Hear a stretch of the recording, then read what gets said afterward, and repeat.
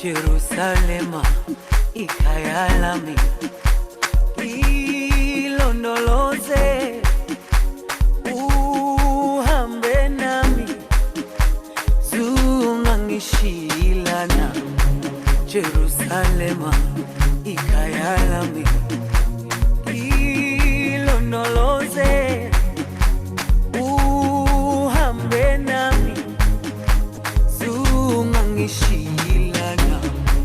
Dawo yami ayikholana, buso wami awukholana. Ilondoloze, zuhambe nami. Dawo yami ayikholana, buso wami awukholana. Ilondoloze,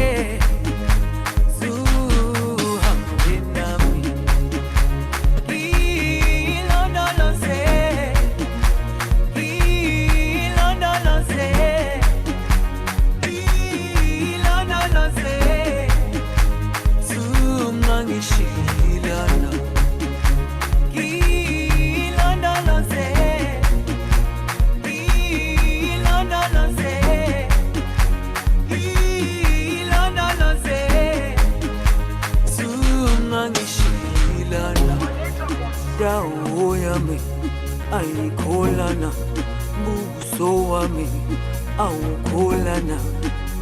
Ilondoloze, zuhambe nami. Dawo yami ayikholana, buso wami awukholana. Ilondoloze,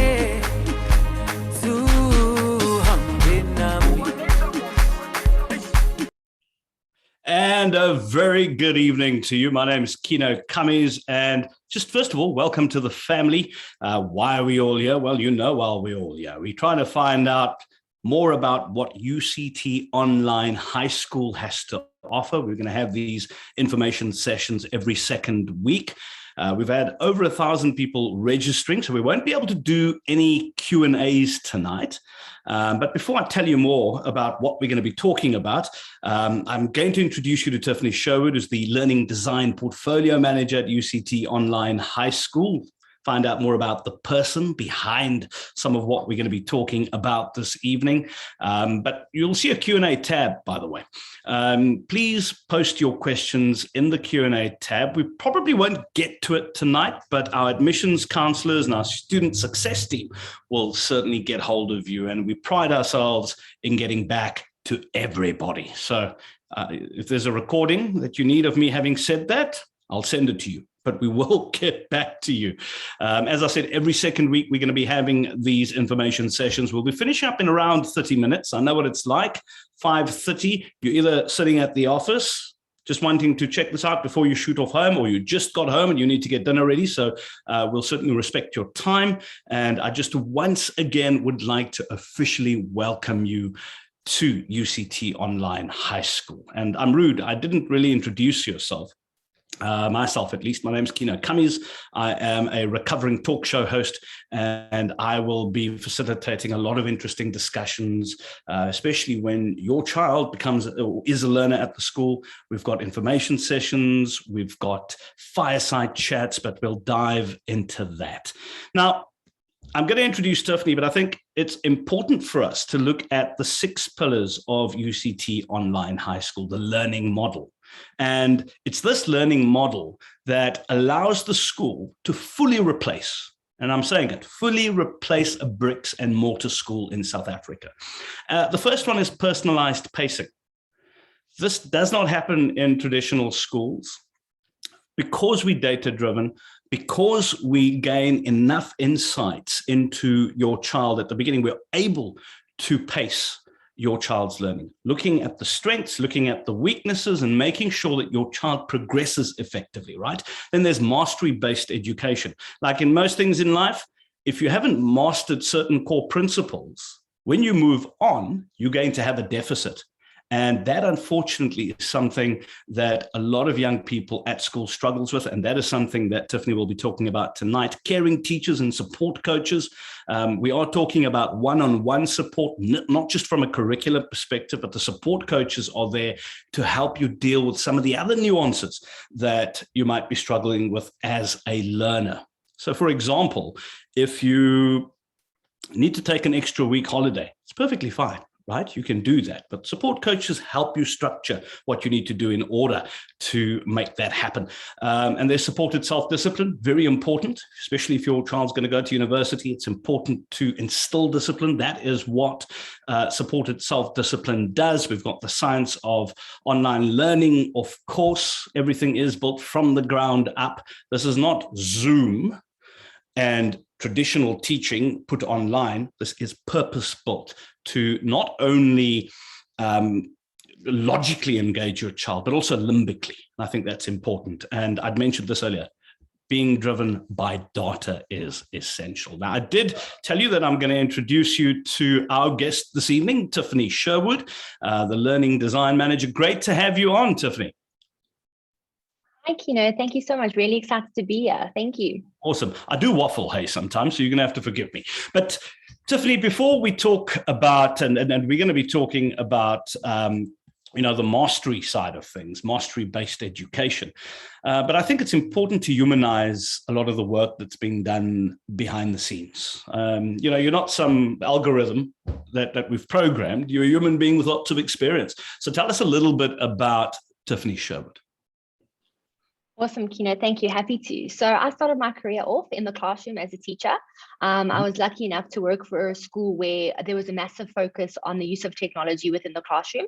We really saw the benefits that this gave to students, whether this was, something small or, to having a quiz online or some coding into the curriculum. We really saw the benefits, and that kind of sparked my curiosity with the whole learning design and the use of EdTech. And then I moved into the learning design space and EdTech, and kind of just looked at how education can be improve through the use of technology. Education has always been a passion of mine, so it was really great to see that. And then I found myself at Valencia, where I now, like you said, oversee the UCT vertical. And what I really do here is oversee the learning design part as it pertains to UCT. I lead and manage the UCT learning design team, and that really means everything that comes to what the content's going to look like. We look at the best practices when it comes to learning design, pedagogy, because what you do need to realize is that we're taking a curriculum that wasn't designed for online learning, and we're adapting that to make sure that it's going to give the best experience for learners on our learning management system and in this environment. Absolutely. And thank you for that introduction. So we've got people who know exactly what they're doing, passionate about education, by the way, passionate about your child and your child's success. And I think that is key. And we don't blame teachers for not having enough time for your child. But if you think about what teachers have to go through, my wife's a grade 4 teacher, so I know, the admin, the different roles that you have to play. Then you have to deliver the actual teaching. And then somehow, you're going to sort of try and find time for one-on-one. And it's not the teacher's fault. It's the way the system has been designed and developed. And I think what this learning model does, if I'm right, Tiffany, is it enables better one-on-one support, because everything is built from the ground up. And teachers and support coaches are there really to give specialized attention to your child, either one-on-one or in a group, right? Absolutely, Kino. And I think you touched on a really important point there. As a teacher in the classroom, and this was from my own experience, I found that I was the person creating the content, improving upon the content, because you don't want to just learn from a textbook. You want to, intrigue that excitement in the learners, and you want to create that excitement for the content and the topic. But then you're also providing emotional and socio support for that particular student, as well as providing one-on-one support and marking and admin. So what we've really done is we've designed something where my team creates the content, the teachers teach the content, and then we have our support coaches that are providing that social and emotional support. So our teachers really focus on where their area of expertise lie, and then the learning design department focus on creating really specialized learning material for an online environment. So we are going to be talking about mastery-based education. It's the crux of what we're going to be chatting about this evening. But I just want to say, I see some of those questions already coming through. If you are anonymous, may I please ask you to unanonymize yourself, in the sense that if, if you want us to get back to you, if you have any questions, give us some way of actually getting hold of you so that we could actually reach out and answer those key questions that you have. But let's dive right into this, Tiffany. What exactly is mastery-based education in its essence? Awesome, Kino, happy to. I know this is a term that is quite new and not everybody is familiar with it, but essentially mastery-based education is an approach to learning that allows students to work at a personalized pace and master knowledge, skills, and concepts before actually progressing to the next section of learning. Learners will only progress to the next area when they've mastered the preceding concepts. And at UCT Online High School, the teaching model places the learner at the center of a multi-layered support system. So if a learner has not mastered a particular skill set at the necessary level, our team of teachers can focus on providing that individualized support. So this is the case, this is also the case for learners who are stronger in a particular area or particular topic. They can also move on at a pace that works for them. That is perfect. And sometimes a challenge with mastering a certain concept might not necessarily be sort of academic related. It could be something else that might have creeped into the everyday experience of the learner. So am I safe in assuming that teachers work very closely with support coaches to try and bridge that? Absolutely, Kino. It's very much a collaborative approach. We believe in a holistic approach to supporting learners. You really need to support the whole learner. And this is where that multi-layered approach that I mentioned earlier really comes into play. You also spoke about earlier the importance of data. And we have incredible data dashboards that monitor a variety of aspects, like how long a student spent on a task, how often they visit our learning management system. And then our teachers can offer academic support to learners where needed. And then our support coaches offer support from a socio-emotional aspect. So there definitely is collaboration between teachers and our support coaches. And I think it very seamlessly takes us to our next question, though. So if you look at what has been developed, and by the way, it constantly gets developed, and this is an innovative school, it's an innovative institution, right? Backed up by some amazing brains at UCT itself, the Valencia Institute, with its learning models and people such as yourself doing the phenomenal work that you're doing. How does this differ from, and I think we've touched on this, but I think it's worthwhile doing it again, how does this differ from a traditional approach to learning? I think you touched on something really important there. Innovation has to be your perpetual state when you're in this kind of arena. So you really need to look at ways of how you can improve things. And one of the ways that we thought we could really, change things, improve the model, is by taking this particular mastery-based approach. So, depending on the school where the student could particularly be, student academic abilities can really span across 5 different grade levels in one classroom. And I'm sure your wife has touched on this when she speaks to you, how students can be at different levels in one classroom. And those that don't fit into the average box either fall behind or become incredibly bored and frustrated. Right. Learners traditionally move through the section of the curriculum at a pace that's determined by the teacher or by a timetable. And you'll know from your days at school, Mondays we're working on X piece of content, and on Tuesday we move on, regardless of whether a learner has grasped or mastered that particular section. And with a mastery-based approach, the learner moves at a pace that enables them to gain mastery before moving on. And this is done through what we call at Valencia, at UCT Online High School, a mastery check. And we'll get into the mastery check, but let me prompt you some more. Why is this approach, once again, dig in deeper for me, beneficial to the student? We've seen that it really helps your learners become more confident in their knowledge, skills, and abilities. It also lays a really solid foundation from which the learner can learn more complex content. What you often see is gaps, and you spoke about this earlier as deficits. Yeah. You'll see these gaps in understanding of core concepts, and these gaps later affect the learner's understanding of more complex content.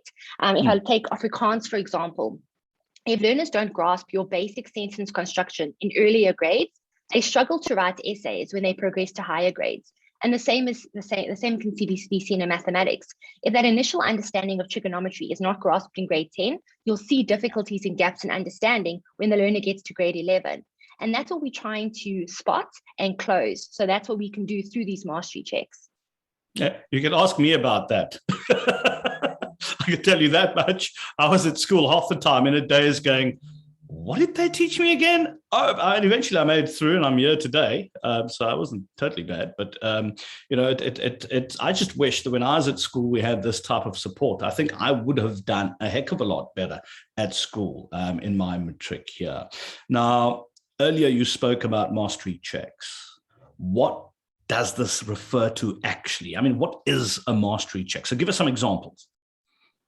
Awesome, Kino. So see it almost like a checkpoint in the learning journey that assesses understanding and mastery of that particular module or that concept.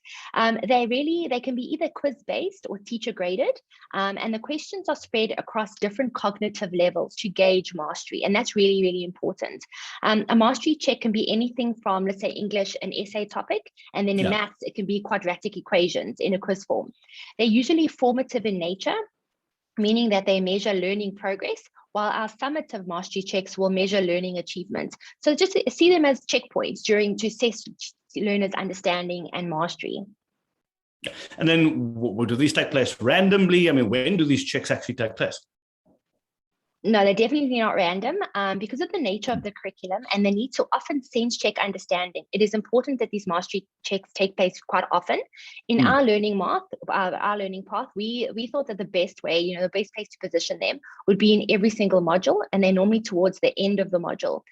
Each mastery check is designed to target learning outcomes and objectives of that module at hand. So they're aimed at making sure that those learning outcomes have been addressed.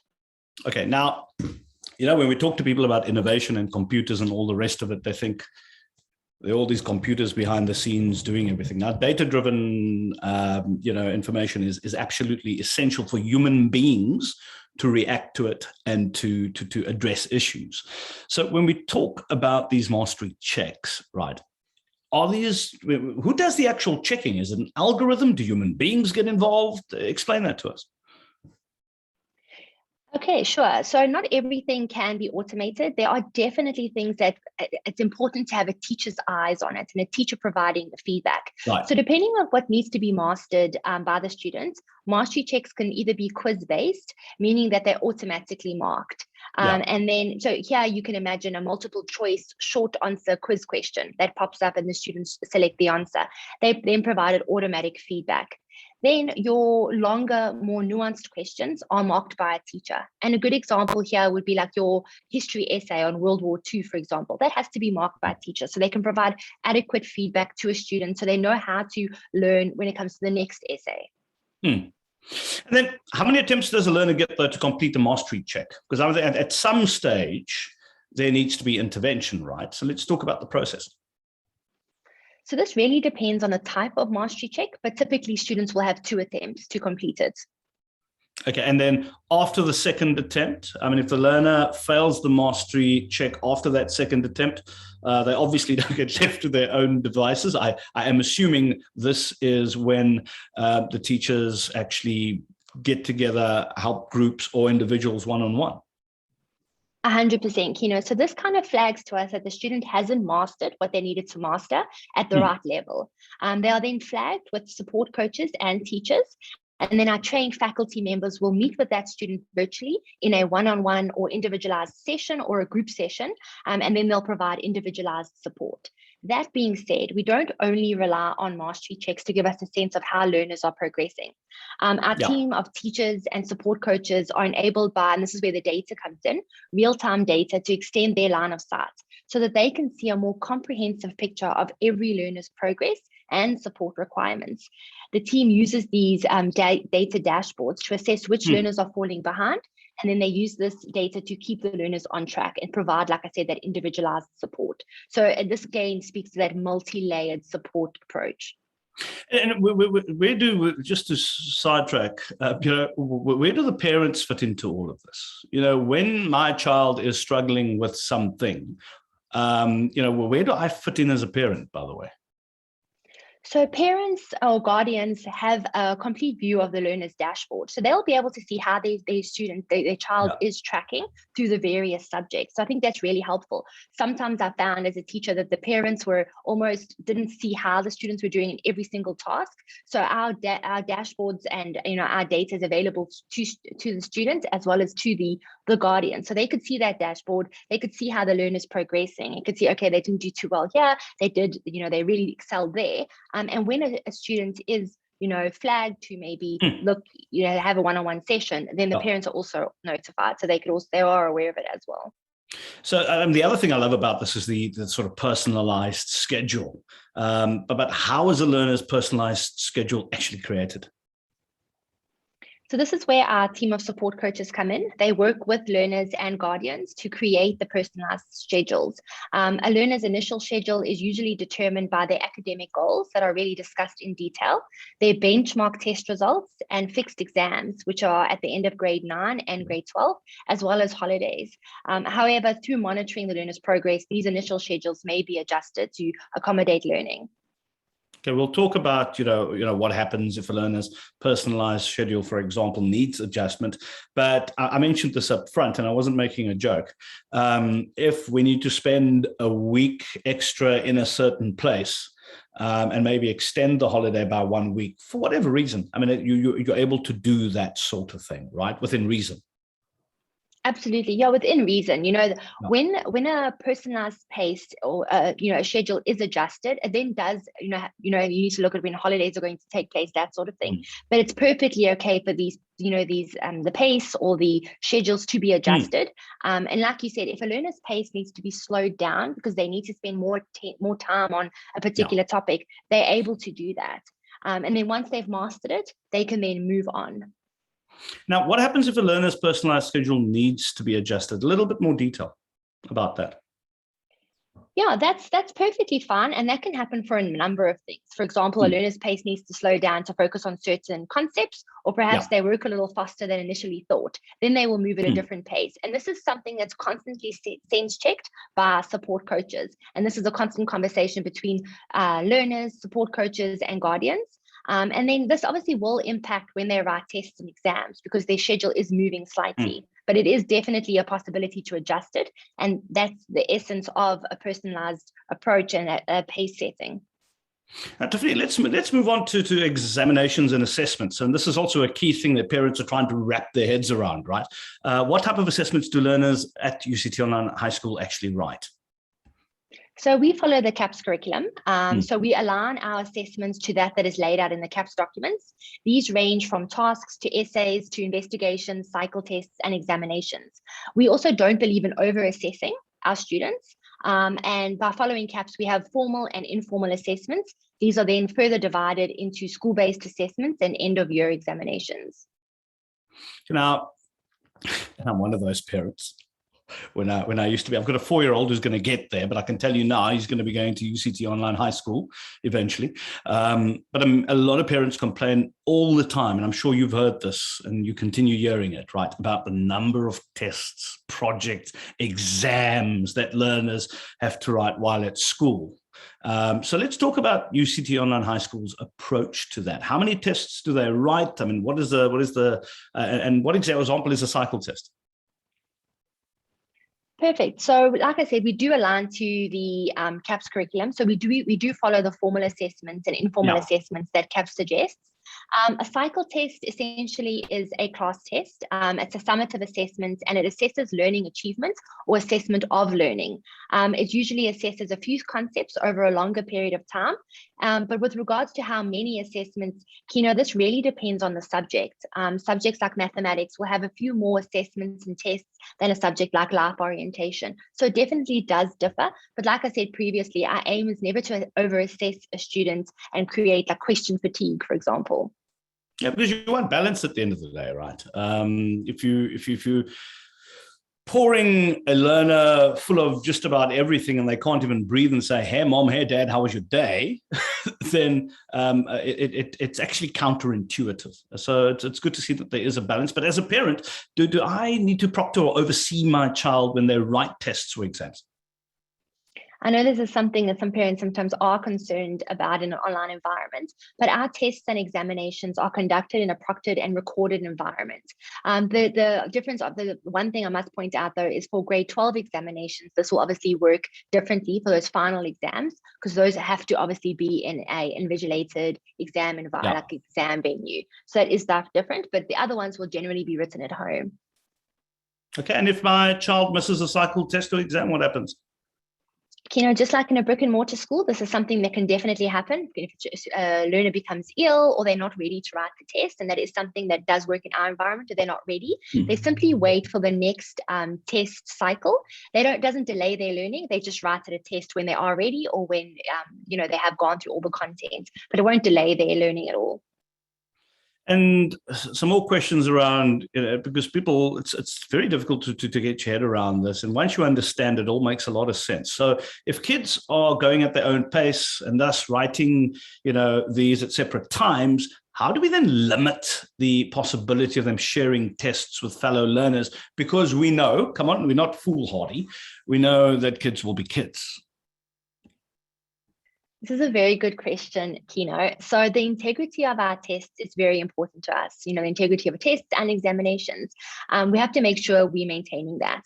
What we have done is we don't just have one cycle test that all the students will write. We've actually developed a bank of cycle tests and a bank of examinations so that students cannot share these test papers as their friend might not be writing the same version of that test. There's different questions, although we are assessing the same content, but there's a variety of ways that you can ask a question on X content, on X topic. Okay, there we go. So, and by the way, when you're writing a test, if your child's writing a test and you think you're going to whisper in their ear, we have ways and means literally of knowing that that's going to happen. We can track what happens to the eyes, you name it. All right. And not in a scary way, but just in a way that brings integrity to what we do. And I think that is essential, right? Absolutely, Kino. These are very, very controlled environments. And we have full confidence in the integrity of these tests and the environment we're going to create for students to write them. Okay. Now, we know that one of the challenges that we've had with COVID and lockdown, when you have to write tests, you have to go into a test center with a whole lot of other people. And we know that when COVID hit and we had the lockdowns, this is part of the problem that we have. So does my child need to go into a test center for every test and exam? Keenan, this is what makes technology so amazing. Like I said earlier, we've got that proctoring technology, we recorded environments, so no, students won't have to go into a test center. This, of course, will be different for grade 12 final exams in 2023 when we offer that. But for the other grades, grade 8 to 11, they won't have to go into a test center. This will be done online. Well, we did promise you 30 minutes and we're sort of 3 minutes shy, which is great. I'm sure if you've got younger kids at home, they're going to be happier to see you 3 minutes earlier. So Tiffany Sherwood, the Learning Design Portfolio Manager at UCT Online High School. Lots of great work. I mean, the work that you do and your team gets involved in allows us to be able to say that we can replace a bricks and mortar school. So really important work that you're doing. And it's really good to actually find out a little bit more behind the person who actually manages all of this. And so thank you very much for joining us today. And I'd also like to thank you for just being with us. You've asked those questions. Like I said right at the beginning, we aren't able to get to those questions, but we've got our admissions team, our student success team will be reaching out to you. So without any further ado, let me once again welcome you to UCT Online High School. And every second week, you'll see this ugly mug. And we'll be talking about all the interesting things happening, and you'll be able to, by the time you get to Jan, you are going to be super sussed with what we offer. We might even get you to do some of the explanations. How does that sound? Anyway, have a phenomenal evening, and thank you very much for joining us this evening. Tiffany, once again, absolute pleasure hosting you. Thanks, Kino. Thanks, everyone, for joining.